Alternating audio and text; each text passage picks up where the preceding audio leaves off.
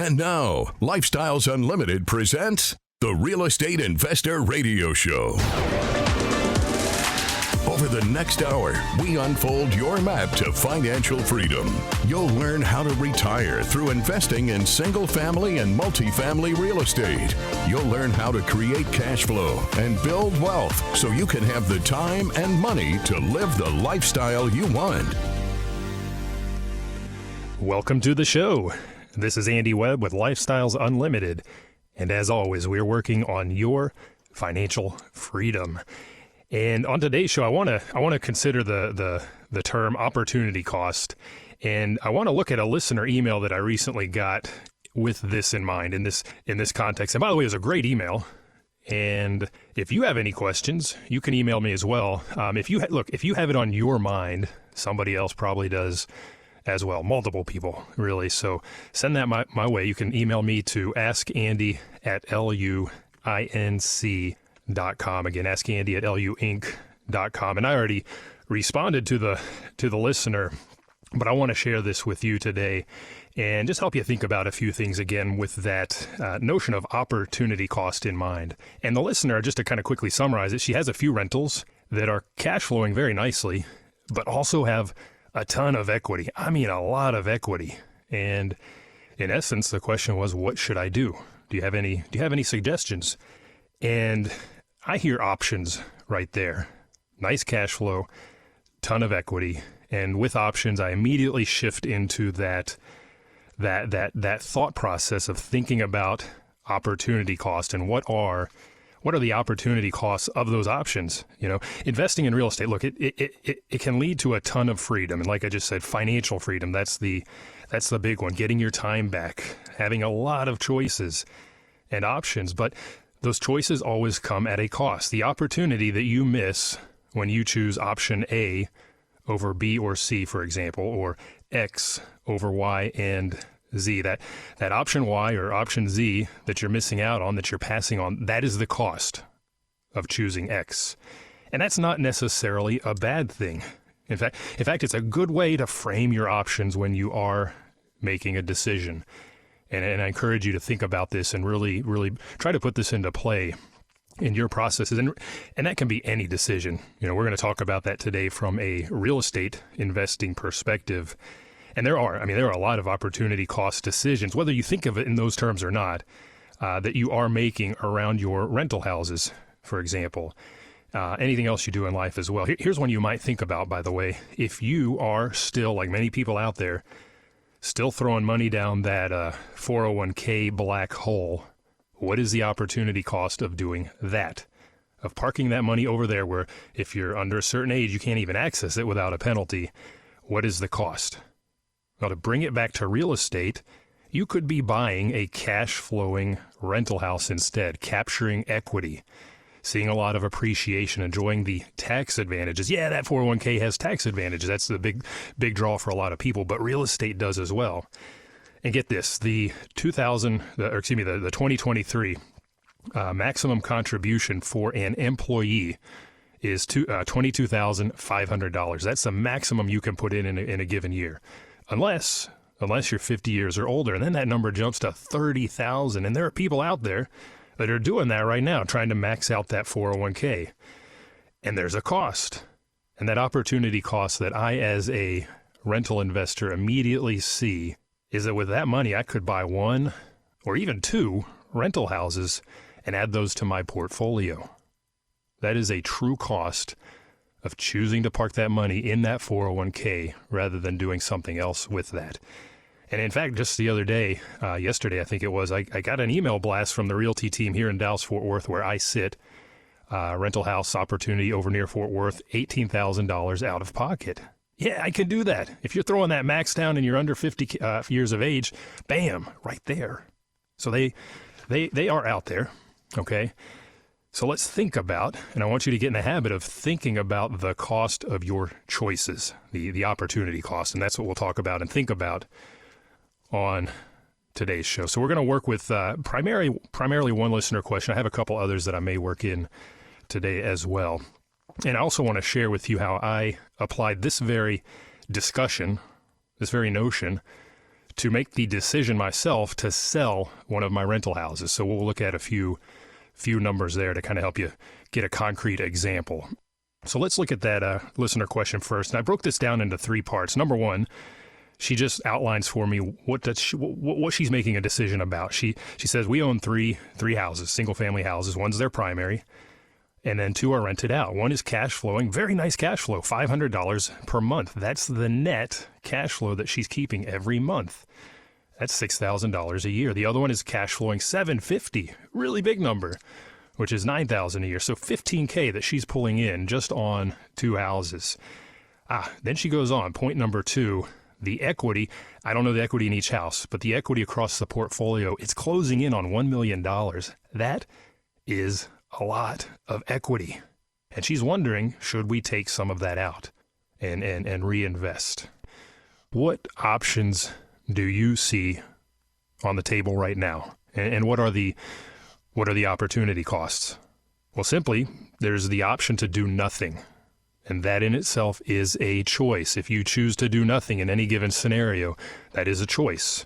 So she could continue to hold these and enjoy that cash flow. But the opportunity cost is all the things she could do with the equity in those assets. Now, I don't know how much equity is in each of the rental houses compared to, say, the primary, but we're closing in on $1 million across the 3. So we're missing the opportunity to buy right now in a market where we're seeing a lot of equity capture. So that almost $1 million in equity, we could probably magnify that significantly if we're buying right. So that's one option, is just sit on the cash flow at the cost of the equity. Well, flip that on its head. Well, we tap into that equity. Well, like I said, that higher mortgage at higher interest rates, yes, that will diminish the cash flow. But now we can take that equity and deploy that into more assets, and in effect, get a total net cash flow across the new portfolio that is higher than what I had before. But even better, now we have even more equity at play, if you're buying right. And I went to our 2-day financial freedom seminar. It's been, a few months now. Greg was one of our presenters. He came down from Michigan and presented here in Dallas, and he gave a very good numeric example of the benefit of actually either re-leveraging that asset and retaining it, and how our cash flow is actually better, and our equity is actually better, and our returns in the aggregate are better, or even selling and doing the same, the reinvesting. So again, I hope you gave that some thought. And what would you do? And that was the listener's question. Any suggestions? Well, my first and my biggest question, and I gave this right back to her, was, what are your goals in your current situation? And goals do change from year to year, over half a decade, over a decade, those will move. But right now, what is the goal? What is the target? Is it to create more cash flow? Maybe you want to get out of that job by building up that portfolio of cash flowing properties. That's what I did. That's what you can do as well. But you need to know what that goal is. Or is it increasing that equity question? I had a listener question a couple weeks back. He didn't care about cash flow. He's already retired, has plenty of cash flow, but wants to build wealth for his heirs, for his grandkids. So for him, that goal is increasing that equity position. That's going to really drive the direction you go. Maybe it's just simply to grow the rental portfolio to do both of those things, to add cash flow and equity. Well, then you might ask yourself, well, and I asked her as well, do you have the capital to do that now, whatever that thing is you want to do? Well, if so, you could defer the decision on those assets, leave them be, that is a choice, and build that portfolio further with the capital you have. You got to look at where you start, where you're standing in terms of money, capital, etc., and decide on that basis. And in her case, she's got a great cash flow. I would sit down and do the math and figure out, can I replace that, or can I even increase it? The other thing I would look at, if I were you, if I were her, is what is the return on equity? Yeah, your cash on cash return is great in year 1 and year 2, but over time your equity does build. And at some point, the performance from that perspective declines, and it can decline significantly. I want to look at some numbers with you when we come back, so stick around.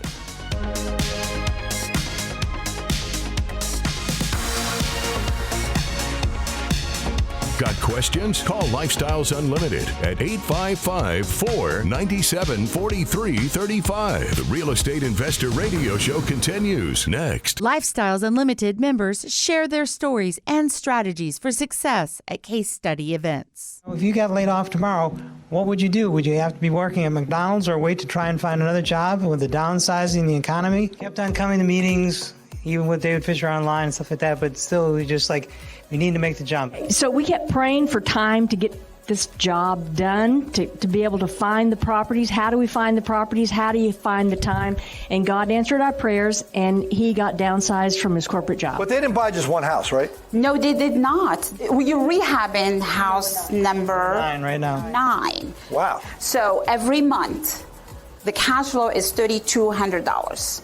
Okay, the equity of all the houses is up to $280,000. Join us this month and learn from people just like you. Check in person and online dates at lucasestudy.com. That's lucasestudy.com.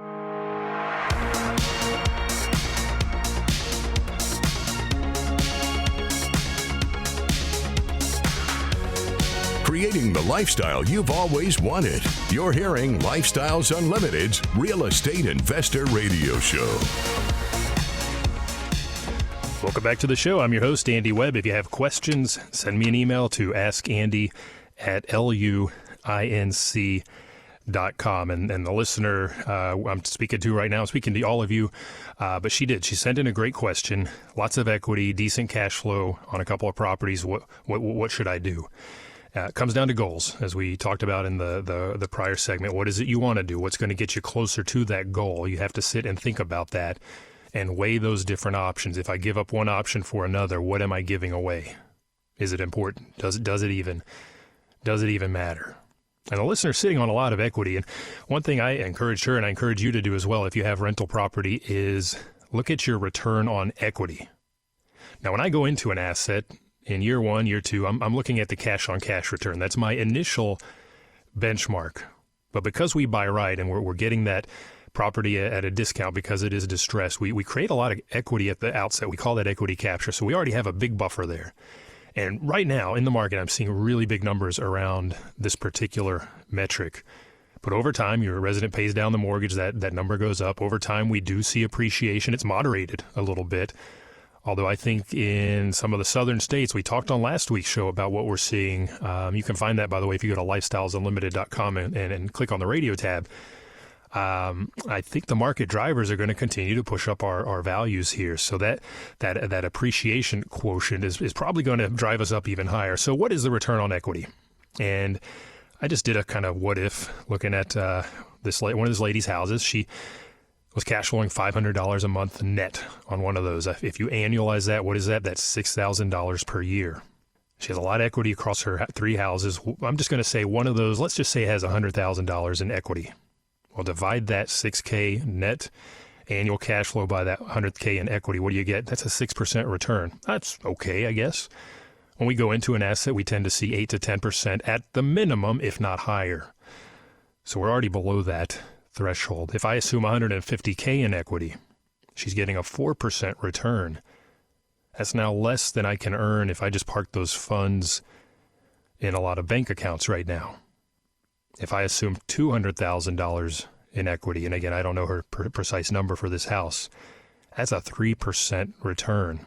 That's getting well below what you could earn in that bank account, and well below what you could do in another house just by reinvesting. So you have to look at that and ask yourself, are you happy with those returns? Can you beat those by re-leveraging that asset or by selling and reinvesting the equity?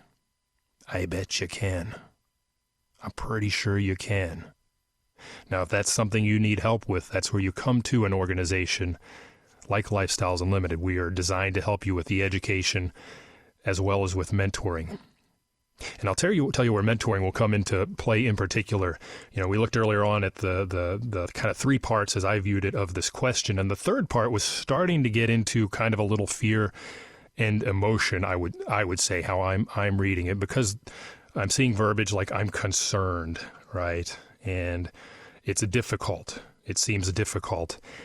And one of the concerns is fears around having to do repairs. Now, she says this is an older rental. I don't know if that means older in age of the house or she's had it in her portfolio for a longer period of time. In any case, she's concerned about having to do repairs. And I mentioned earlier, our motto is best product, best price. We go in, and when we're renovating that house right after we buy it, before we move anybody in, we're following that motto because we want to address any maintenance items, any CapEx, any capital expenditures like replacing the roof or an air conditioner, something big like that. We do that at the outset so we don't have to worry about that during our hold period. And that's why we then sell in 2, 3, 4, 5 years before this comes back around, because it does come back around. If you talk to any investor that has held an asset for a longer period of time, and maybe that's her case, repairs do come back up. Unfortunately, I just replaced the AC at my house. The system was 22 years old. And I'm pretty sure my new system, running great right now, I love it, probably not going to go for 22 years. So those cycles, that CapEx cycle, it's getting shorter. In fact, if you talk to any inspector, they're going to write into their inspection report 10 years, something like that. Water heater, 10 years. So if you're holding longer, this will come back up. And I told her, and I'm telling you, it's, if that's what you choose to do, ultimately this just becomes an operating expense at this point. And I can think about this as well from an opportunity cost perspective. I can, just don't do the repairs. Well, the cost is I'm going to continue, or she'll continue to have those nagging concerns and possibly have an issue then when it comes, let's say the current resident moves out. Well, you're probably going to have to do some of those repairs prior to getting it leased up. You're going to come out of pocket at that time. Or you do the repairs and get those funds immediately right back out by doing that cash out refinance I was talking about, or doing a sale. Just keep in mind as you hold these things longer that bill will come due sooner or later, which is why we say sell in 3 to 5 years. Okay? So best product, best price helps you during that hold period. Either way, whatever she chooses to do, she should start accruing for those repairs if she has not already. I personally set aside $50 per month per property for a period of time until I had a certain buffer. I've hit that buffer. I don't do that anymore. I'm very comfortable with that escrow, let's say. But if you don't have that and she doesn't have that, start accruing those. And guess what that's going to do? That's going to effectively lower your net cash flow for a period of time. Yes, you have those funds in the bank. They are yours, but your immediate cash flow will decline. So just some things to think about there around that particular concern. And then I see this with a lot of people, some very big, I'm going to call it emotion, around interest rates. 2.9%. She has a great interest rate on that house. There is no denying that. If I bought that same house and refinanced it today after I did my repairs, my rate would be somewhere in the high 6s, maybe the low 7s. So you're comparing those two things. And you are effectively, in this situation, and this applies to a lot of people out there, you're allowing that rate, that low interest rate, to effectively diminish your choices. You're saying because of this compared to that, apples and oranges effectively, it's no longer a choice for me. It's essentially putting handcuffs on you because anything else you'll get right now is at 6-7% compared to 2.9. You're limiting yourself a lot. But think about this again. Go back to that return on equity. And we looked at a couple of potential numbers. And if she's got $200K in equity in this house, $6K per year in cash flow, that's a 3% return on equity. What is her real spread against that interest rate? 3% versus 2.9, that's 0.01. It's effectively zero. By sitting on that interest rate, comparing that rate against her return on equity, it's effectively zero. So why sit on that? And I encountered this myself as well. We had a banner year. Everybody renewed during our lease-up season except for one family. And that's okay. Their lease was up at the end of July, and they've extended a couple of months. They're in the process of moving into a house. Okay, good for them. Did a review of the property, and then I asked myself some questions. What is the opportunity cost to me if I retain this house? I'm missing out on the opportunity to attain a much higher return. I did that. I looked at the return on equity. On this particular house, it was right around 4%. I'm missing out on the opportunity to take that equity and deploy into new houses and newly renovated houses. This one I've had for a little bit longer. This family's been in place for pretty much the entire time. Bought it in mid-2015, but now it's been 7, 8 years later. I can hang on to this thing, or I can dispose of it and invest in more houses that are more recently renovated. Because as we talked about, at some point that repair cycle does come back around. That AC that I put in does start to have issues. Also, as somebody that started to invest passively in apartments, I missed that opportunity to take this equity and redeploy it in more apartments as a passive investor. So I could keep it and rent it out. They're going to move out. That's done. I know that. I know the rents are very high in the area. I could probably take it up a good $300 or so. But it does need repairs. It is very well lived in. And looking at the budget, I'd say probably about $10,000 in repairs to increase the rent by $300. So if I take just a look at those numbers, what is my return on that $10,000 investment? Well, that's a quick 36% return just on that amount of cash and my extra rent per year on that house. It's not bad, not bad. But what is my return on equity? Well, by improving the house, I increase the value a little bit more. And my return on equity, I'm going to get more cash flow as well, right? That goes into the numerator in the equation. And my return on equity, it goes up from that 4% right now to 5%. Still pretty darn low. Still pretty darn low.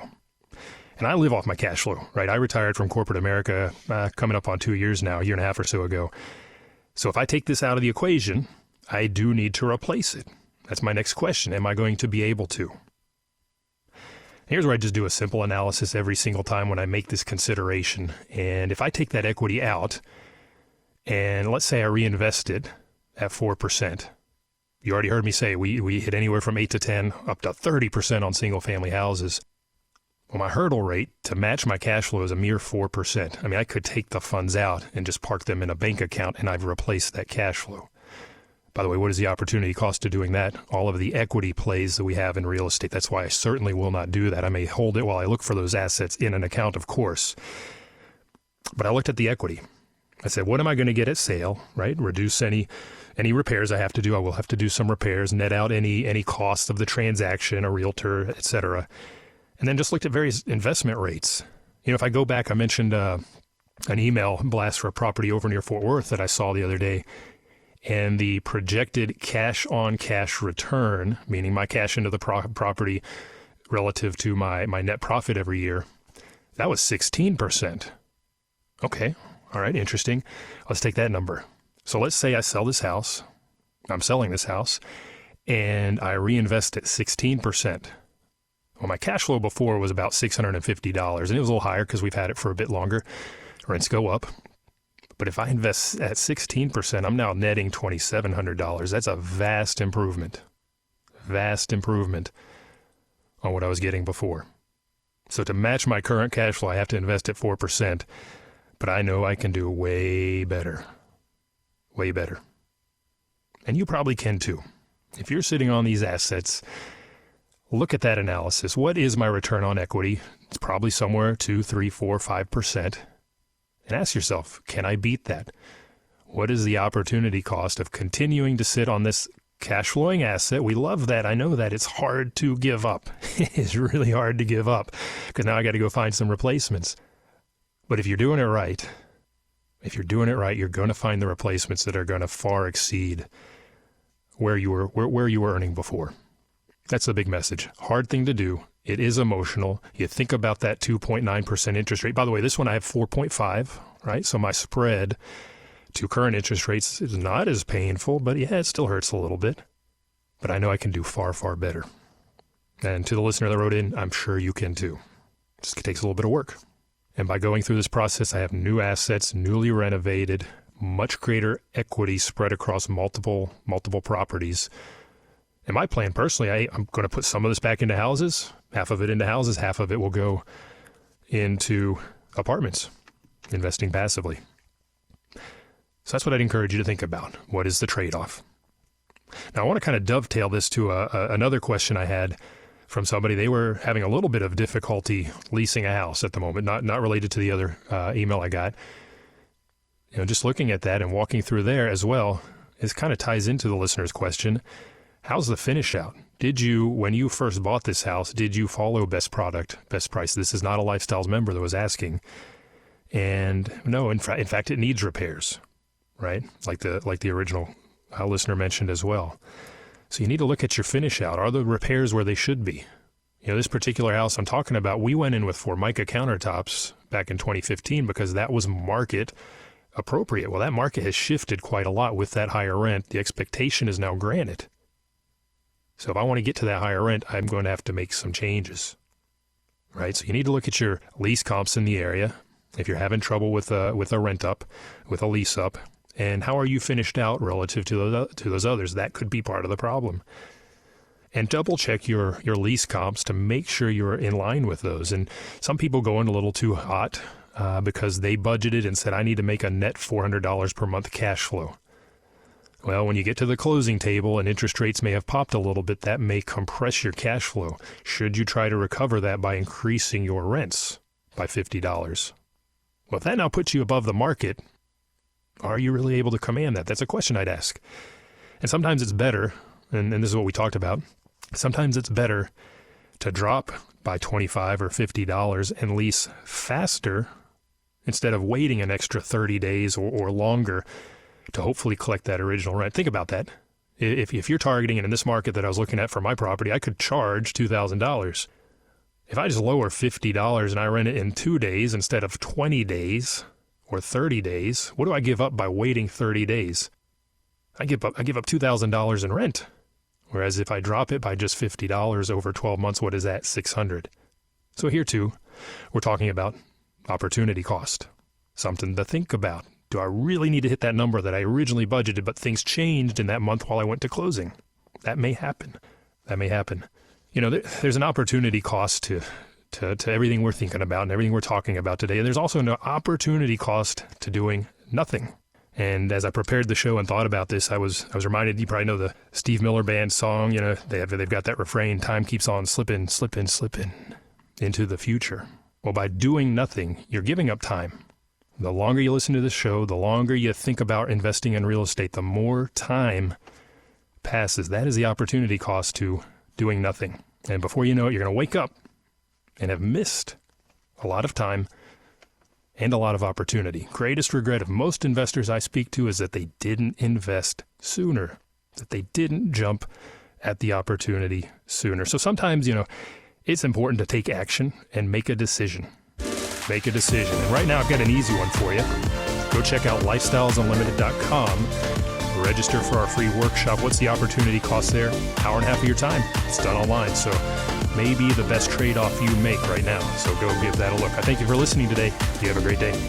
The information and opinions you hear on the Lifestyles Unlimited Real Estate Investor Radio Show are those of the hosts, guests, and callers. The Lifestyles Unlimited Real Estate Investor Radio Show is for entertainment purposes only. Please consult a professional regarding your personal investment needs. Nothing presented constitutes an endorsement, recommendation, offer, or solicitation to buy or sell any product or security.